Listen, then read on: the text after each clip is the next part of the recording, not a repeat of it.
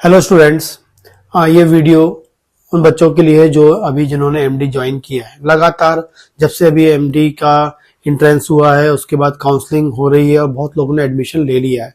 लगातार वो क्वेश्चन कर रहे हैं कि सर एमडी का जो पूरा जो कोर्स है उसमें पेपर कितने होते हैं, कितना कब कब एग्जाम होगा, हमें कैसे पूरी एमडी कंप्लीट करना है, कौन कौन सा वर्क हमको ड्यूरिंग एमडी करना है, कैसे थीसिस बनानी मतलब डिसर्टेशन वर्क कैसे करना है, टॉपिक कैसे लेना है, रिसर्च पेपर हमें कैसे डेवलप करना है, वो सब क्वेश्चन लगातार कर रहे हैं। तो उसको देखते हुए मैंने फाइनली एक वीडियो बना दिया है, ये आप देख लीजिए। इससे आपको मालूम चल जाएगा कि आपको एमडी में क्या करना है।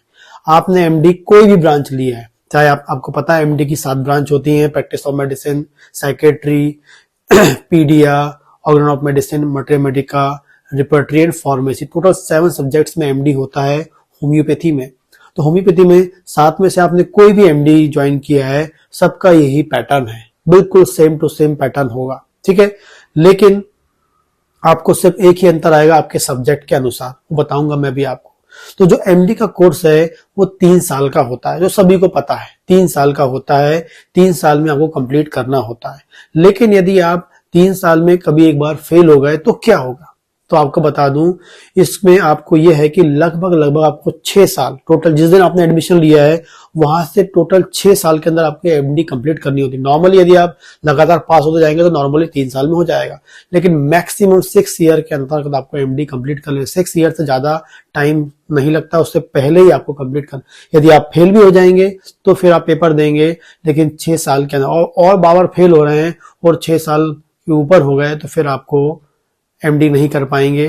टोटल जो है मैक्सिमम टाइम 6 साल का है और मिनिमम 3 साल का जो नॉर्मल होता है, ठीक। तो 3 साल में आपकी 3 साल की एमडी होती है।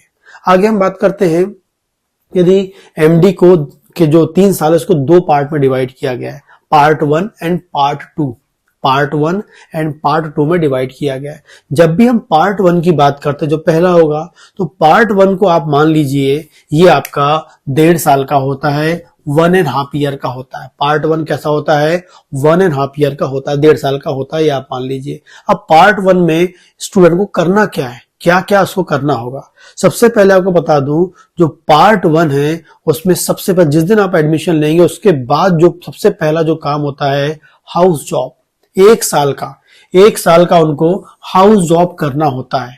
आपके होम्योपैथिक कॉलेज के जो हॉस्पिटल होते हैं उसमें जो सुपरिटेंडेंट होते हैं उसके अंदर में आपको 1 साल का हाउस जॉब करना होता है, जिसमें आपको प्रॉपरली आपकी ड्यूटी लगेगी, पेशेंट्स आपको देखने होते हैं, रिकॉर्ड मेंटेन करना होता है। तो 1 साल का आपको हाउस जॉब करना होता है, 1 साल कंप्लीट आपको करना पड़ेगा, ठीक है। ये सबसे पहला पार्ट, एमडी का सबसे पहला भाग जो होता है हाउस जॉब 1 साल का। 1 साल जैसे आपके हाउस जॉब होंगे, वहां से 6 महीने के बाद, हाउस जॉब जिस दिन खत्म होगा वहां से 6 महीने के बाद 1 साल का हाउस जॉब हो गया, और वहां से फिर 6 महीने के बाद आपका पार्ट 1 का एग्जाम होगा। आपका पार्ट 1 का एग्जाम होगा। तो 1 साल हाउस जॉब हो गए, 6 महीने हो गए, 1.5 साल। तो 1.5 साल में आपका पार्ट 1 का एग्जाम होगा, ठीक है। 1.5 साल के बाद आपको पार्ट 1 का एग्जाम देना है। वो कौन से देने पेपर में भी आगे आपको बताऊंगा, ठीक है। तो ये आपका 1 साल का हाउस जॉब हो गया। दूसरा आपको यहां पर क्या करना है, 80% आपकी अटेंडेंस होनी चाहिए, ठीक है। आपके पार्ट 1 में 80% आपका अटेंडेंस होना चाहिए, ठीक है। या बोलूंगा जो आपका हाउस जॉब है उसमें 80% आपकी प्रेजेंस चाहिए, तभी आपका हाउस जॉब कंप्लीट होगा। और जो सुपरिटेंडेंट है वो आपको एक सर्टिफिकेट देंगे, और वो सर्टिफिकेट है मतलब वो आपको बताएगा कि आपका हाउस जॉब कंप्लीट है, और सर्टिफिकेट मिलेगा on the basis of 80% of attendance. आपकी अटेंडेंस 80% है, उससे कम होगी तो नहीं मिलेगा, 80% अटेंडेंस होगी तभी आपका हाउस जॉब कंप्लीट होगा, और उसमें आपको एक सर्टिफिकेट दिया जाएगा, और वो सर्टिफिकेट ही आपका कंप्लीशन होता है, कंप्लीट कहलाएगा हाउस जॉब का, ठीक।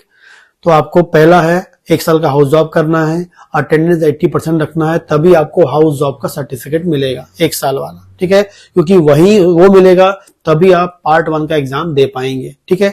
उसके बाद बात करते हैं, आपको इसमें तीसरी इंपॉर्टेंट चीज करनी है सिनॉप्सिस। सिनॉप्सिस जो है ये आपको बहुत ही इंपॉर्टेंट पार्ट है कोई भी पीजी डिग्री करते हैं उसमें आपको रिसर्च करना होता है और रिसर्च के बेस पे ही आपको पीजी डिग्री अलॉट होती है, पीजी डिग्री आपको पास करनी पड़ती है। तो पार्ट 1 में आपको हाउस जॉब करना है 1 साल का, अटेंडेंस रखनी है ताकि सर्टिफिकेट मिल जाए, और तीसरा सिनॉप्सिस मतलब क्या होता है, हर स्टूडेंट को एक इंडिविजुअल एक सेपरेट टॉपिक दिया जाएगा। टॉपिक के लिए भी क्या है, आप खुद टॉपिक वहां देंगे, ठीक है। कई बार कई अलग अलग यूनिवर्सिटी में हो सकता है अलग अलग हो, लेकिन फाइनली आपको एक ही टॉपिक मिलेगा। वो टॉपिक आपको मिलेगा, उस टॉपिक पे आपको काम करना है, ठीक है। लेकिन जो टॉपिक आपको अलॉट होगा, आपको जो पार्ट 1 में आपको टॉपिक अलॉट होगा, उस टॉपिक में आपको फ्यूचर में जो रिसर्च करनी है वो कैसे करेंगे आप वो बताएंगे। जो टॉपिक आपको मिला है उस टॉपिक में आप फ्यूचर में डिटेल जो रिसर्च करने वाले हैं, उस डिटेल रिसर्च को इन शॉर्ट में आप एक लिख के आप एक प्रॉपरली हेडिंग्स में एक प्रॉपर हेडिंग में अरेंज करके आप बताएंगे, वही सिनॉप्सिस कहलाता है।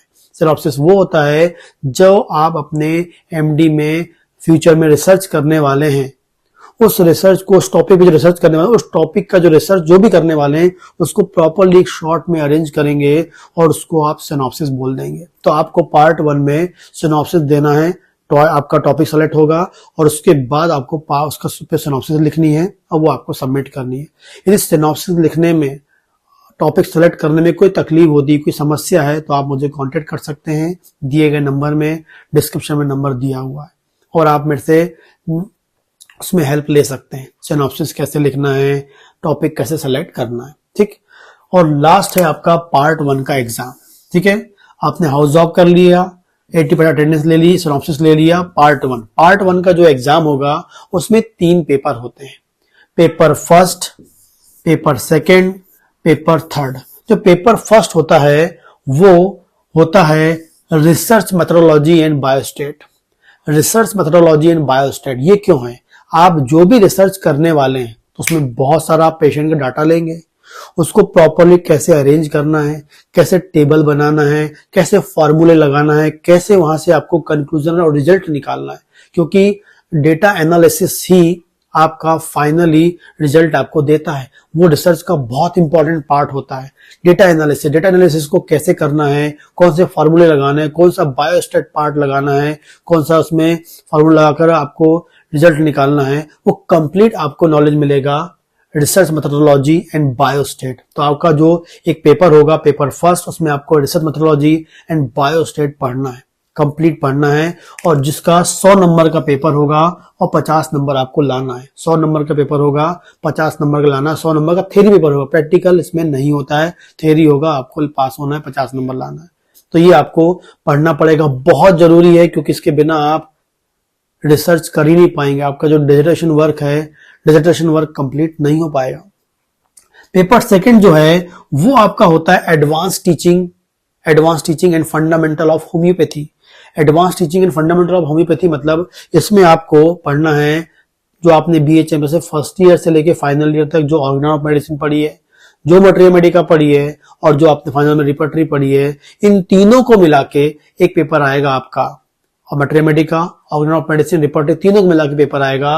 और जो 100 नंबर का पेपर होगा, 50 नंबर का प्रैक्टिकल होगा। 100 नंबर का पेपर होगा, 50 नंबर का प्रैक्टिकल होगा, 150 नंबर का होगा। आपको इसमें लाने हैं 75 नंबर। कितने लाने हैं? 75 नंबर लाना है। 50% पासिंग मार्क होता है, तो 100 नंबर का theory, 50 number practical and viva होगा, और आपको कितने लाना है? 75 नंबर लाने, ठीक है। इसका पेपर नंबर जो थर्ड होता है वो स्पेशल सब्जेक्ट। यदि आप प्रैक्टिस ऑफ मेडिसिन के स्टूडेंट हैं तो प्रैक्टिस ऑफ मेडिसिन का आएगा, मटेरिया का तो मटेरिया का होगा, रिपर्टरी तो रिपर्टरी होगा, ऑर्गन तो ऑर्गन होगा, साइकेट्री होगा, पीडी तो पीडिया होगा, एंड फार्मेसी तो फार्मेसी आपको उन सब्जेक्ट्स में आएगा। लेकिन उन सब्जेक्ट में जो भी स्पेशल सब्जेक्ट है उसमें क्या क्या आना है, उसके लिए आप यदि चाहते हैं तो मैं आपको सेपरेट वीडियो बना के बता दूंगा कि भाई पार्ट 1 के पेपर नंबर थर्ड जो भी स्पेशल सब्जेक्ट है, चाहे मटेरियल का हो, चाहे रिपर्टरी का हो, चाहे फार्मेसी, किसी का भी हो, सबके अपने अपने टॉपिक्स होते हैं। कौन से टॉपिक उसमें हैं जो आपको पढ़ के कंप्लीट करना है। पार्ट 1 में जो तीसरा पेपर है स्पेशल सब्जेक्ट का, उसमें कौन से टॉपिक्स आपको लेके पढ़ना है, उसका मैं आपको सिलेबस बता दूंगा। यदि आप चाहते हैं तो उसके लिए आप मुझे कमेंट करके बताएं, तभी मैं आपको बना के दूंगा वीडियो, ठीक है। तो ये भी आपका 100 नंबर का थ्योरी, 50 नंबर का प्रैक्टिकल, 150 नंबर का होगा, और 75 नंबर आपको यहां पर भी लाना है। ठीक है। तो पेपर फर्स्ट में 50 नंबर पासिंग मार्क्स, सेकंड में 75 लाना, थर्ड में 75, आप पास हो जाएंगे। इसमें पास और फेल का ही रिजल्ट आता है, परसेंटेज नहीं बनता कि 80%, 90%, सब आपका एक क्राइटेरिया है, आपने ये ला लिए और आप पास हो गए या फेल हो गए, यही दो चीज होती है। ठीक, तो इस प्रकार से ये जो आपका पार्ट 1 है, इसमें आपको ये 4 चीज करनी है। ठीक है, हाउस ऑफ, सिनॉप्सिस, अटेंडेंस आपको देनी है तभी सर्टिफिकेट मिलेगा, और ये आपको एग्जाम देना है। ये जैसे ही होता है उसके बाद आपका पार्ट 2 चालू होता है। ये भी 1.5 ईयर का होता है, 1.5 ईयर का होता है, और इसमें आपको करना होता है डिसर्टेशन वर्क करना होता है। डिसर्टेशन वर्क होता है जो आपका इसमें, ये जो आपने सिनॉप्सिस बनाई थी, जो आपने टॉपिक लिया था पार्ट 1 में, उसी को प्रॉपरली कंप्लीट रिसर्च डिटेल में करनी पड़ती है, तो हम उसे बोलते हैं डिसर्टेशन बोलते हैं। डिसर्टेशन कंप्लीट करने के लिए आपको लगभग 30 पेशेंट्स पे वर्क करना होता है, 30 केसेस आपको लेने होंगे, उस पे ही आपको फिर क्या करना है, डिसर्टेशन करना है। इसको प्रॉपरली लिखना पड़ता है, इसमें आप कॉपी पेस्ट नहीं कर सकते हैं, सब चीज नए वर्ड्स होते हैं, क्योंकि जब इसमें आप जब आप थीसिस बना के देते हैं, डिसर्टेशन बना के देते हैं, तो कॉलेज वाला उसको चेक करता है और उसमें देखता है कि कॉपी पेस्ट तो नहीं, कॉपी ज्यादा होगी तो आपका रिजेक्ट हो जाएगा। बिल्कुल न्यू वर्ड्स होने चाहिए, 95% बिल्कुल न्यू होना चाहिए। ठीक है, तो 95% न्यू होगा तभी आपका डिसर्टेशन कंप्लीट होगा। तो डिसर्टेशन कंप्लीट करने के लिए आपको कोई दिक्कत हो रही है, कोई समस्या हो रही है, तो आप मुझे हेल्प ले सकते हैं, मेरे से दिए गए नंबर पर बात कर सकते हैं। पूरा डिसर्टेशन कैसे लिखना है, क्या हेडिंग्स हैं, क्या फॉन्ट होने चाहिए, क्या स्टेप हैं, पूरा कंप्लीट मैं आपको बता सकता हूँ। यदि आप मेरे से जानकारी लेना चाहते हैं, उसके लिए आप मुझे कमेंट करके पूछ सकते हैं या नंबर से बात कर सकते हैं। ठीक है, डिसर्टेशन आप कंप्लीट कर सकते हैं, कंप्लीट करना है, क्योंकि इसके बिना ही एमडी डिग्री नहीं होगी। ये आप नहीं करेंगे एमडी डिग्री नहीं मिलेगी। एमडी डिग्री का आपने एग्जाम दे दिया और पार्ट 2 का एग्जाम दे दिया, पास हो गए, लेकिन आपका थीसिस कंप्लीट नहीं है, डिसर्टेशन कंप्लीट नहीं है, वाइवा इस पे ही होना है, क्योंकि बिना इसके आपको एमडी डिग्री अलॉट नहीं होगी, आप पास नहीं कहलाएंगे। ठीक है, तो ये करना बहुत जरूरी है। और इसके अलावा आपको 1.5 साल ये पूरा करना, और साथ में आपको एंड ऑफ जो आपको 1.5 साल होंगे उसमें आपको 2 पेपर देने हैं। जिस सब्जेक्ट के आप हैं, मटेरिया के हैं तो मटेरिया का ही होगा, पीएम के तो पीएम का ही होगा, ऑर्गेनन तो ऑर्गेनन, जिस सब्जेक्ट के उसी का पेपर होगा। और पेपर 2 होंगे, paper first, paper 2। Paper first में आपका 100 नंबर का, पेपर 2 भी 100 नंबर का होगा, पेपर 2 भी 100 नंबर का, पेपर फर्स्ट भी 100 नंबर का। इसमें प्रैक्टिकल 200 नंबर का होगा। ठीक है, कुल मिला के 400 नंबर होंगे। पेपर फर्स्ट 100, पेपर सेकंड 100, 200 हो गए थ्योरी, प्रैक्टिकल 200 नंबर का, 400 में से आपको 200 नंबर लाना है पास होने के लिए हर सब्जेक्ट में। लेकिन पेपर फर्स्ट में कौन से टॉपिक्स हैं पीएम में, कौन सी मेडिसिन है मटेरिया मेडिका में, कौन से टॉपिक्स हैं फार्मेसी में, पेपर सेकंड में क्या है, तो ये यदि आपको और जानकारी लेनी है तो इसके लिए आप मुझे कमेंट करके बताएं, तो मैं आगे जाके वीडियो बना दूंगा, उसमें आपको बता दूंगा कि कौन से फर्स्ट पेपर में क्या क्या टॉपिक में एग्जाम होने हैं और पेपर सेकंड में कौन कौन से टॉपिक पे एग्जाम होने हैं। ठीक है, लेकिन कॉमनली 2 पेपर होते हैं पार्ट 2 में। तो पार्ट 2 में आपको एक एग्जाम देना है, पेपर 1 पेपर 2 का, और दूसरा डिसर्टेशन वर्क करना। सिर्फ 2 ही काम करने हैं आपको, और ये कंप्लीट करके आप देते हैं, ये कंप्लीट करके आप देते हैं तो आपका जो है जो एमडी है वो कंप्लीट हो जाता है। ठीक है, तो इस प्रकार से एक छोटा सा कॉन्सेप्ट है, आपको पता होना चाहिए। इसके अलावा आपको पार्ट 1 पार्ट 2 में कुछ आपको पीपीटी भी देनी होती है। ठीक है, क्योंकि पीपीटी अकॉर्डिंग टू आपके जो नॉर्म्स होते हैं उसके अकॉर्डिंग पीपीटी भी देनी होती है। पीपीटी में यदि कोई दिक्कत है तो आप मेरे से कांटेक्ट कर सकते हैं, पीपीटी आपको बना के देनी पड़ेगी। कुछ आपके असाइनमेंट्स होते हैं वो आपको बना के देने होते हैं, वो आपके एचओडी जो है वो या जो आपके गाइड है वो आपको बताएंगे कितनी पीपीटी देनी है अकॉर्डिंग टू सब्जेक्ट। मटेरियल वाले मटेरियल, ऑर्गेनल वाले ऑर्गेनल, पीएम वाले पीएम में, तो उसमें आपको पीपीटी देनी होती है, असाइनमेंट्स आपको देने होते हैं, पार्ट 1 में भी देने हैं और पार्ट 2 में भी आपको देने होते हैं। ठीक है, इसके अलावा इंपॉर्टेंट चीज और होती है आपको, मैंने आपको बताया पीपीटी, इसके अलावा बताया मैंने आपको असाइनमेंट आपको देने हैं। इसके अलावा आपको होते हैं एक्यूट एंड जो क्रोनिक केस के रिकॉर्ड भी देने होते हैं, एक्यूट और क्रोनिक केस के रिकॉर्ड भी देने होते हैं। जैसे आप इंटर्नशिप करते हैं उसमें आपको एक्यूट क्रोनिक केस होते हैं, वैसे इसमें भी आपको एक्यूट और क्रोनिक केसेस के रिकॉर्ड भी आपको देने होते हैं। जो आपके हॉस्पिटल में जो आपने पेशेंट देखे हैं उनका ही एक्यूट और क्रोनिक केस आपको रिकॉर्ड देना होता है। ठीक है, तो पीपीटी फर्स्ट पार्ट में भी लगेगा, असाइनमेंट फर्स्ट और सेकंड में लगेगा, और जो एक्यूट क्रोनिक केस है ये भी आपके फर्स्ट और सेकंड दोनों में आपको पार्ट फर्स्ट में पार्ट सेकंड में भी आपको लगेंगे। ठीक है, तो वो आपको बता दिया जाएगा, हर जब भी आपका जब कॉलेज होता है तो एक प्रॉपरली आपको एक प्रोटोकॉल दिया जाता है कि भाई एक इंस्ट्रक्शन दिए जाते हैं कि ये स्टेप में आपको एमडी कंप्लीट करना है, हर कॉलेज में दिया जाता है, ठीक है, तो वो आपको दिया जाएगा, ठीक है, तो और लेकिन उसमें यही सब होगा, ठीक, तो इस तरीके से आप कर सकते हैं। और इंडिविजुअल सब्जेक्ट के टॉपिक्स जानना चाहते हैं तो आप मुझे कमेंट कर दीजिए, मैं आपको बता दूंगा, ठीक। इसके अलावा और कोई तकलीफ है या आप प्रॉपरली इसको नहीं कर पा रहे हैं, मुझे हेल्प चाहते हैं तो आप मुझे दिए गए नंबर पर बात कर सकते हैं, कमेंट करके पूछ सकते हैं, व्हाट्सएप पे पूछ सकते हैं, ठीक। इसके अलावा यदि जो BHMS फर्स्ट ईयर का स्टूडेंट है वो मेरा पटरी ऑर्गन एंड फिजियोलॉजी का कोर्स ज्वाइन कर सकता है, ऐप डिस्क्रिप्शन में लिंक दी हुई है। सेकंड ईयर का पैथोलॉजी है, थर्ड ईयर में गायनेकोलॉजी कर सकते हैं, और फाइनल ईयर में आपको प्रैक्टिस करनी है on the basis of 12 tissue remedy के बेस पे प्रैक्टिस करनी है। तो उसकी पोटेंसी डिजीज लगभग 300 डिजीज के बारे में मैंने बताया है और उसको आप उसको ज्वाइन कर सकते हैं, ठीक।